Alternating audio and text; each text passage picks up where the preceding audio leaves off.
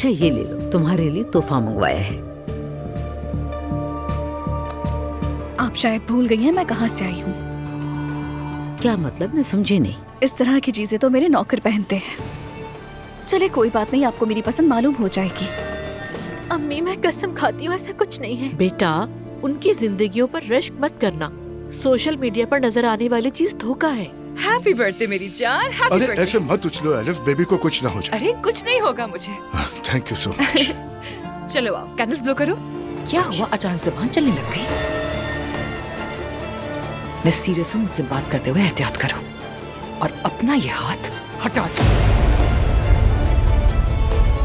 मेरे पास बहुत से काम है, तुमसे नहीं निपट सकती फिलहाल। वो वही लड़की है, जानती हो, जिसे सुमैया साहिबा तुमसे मिलवाना चाहती हैं। सच बताओ यार। यकीन करो, काश कि मैं अब भी झूठ बोल रहा होता।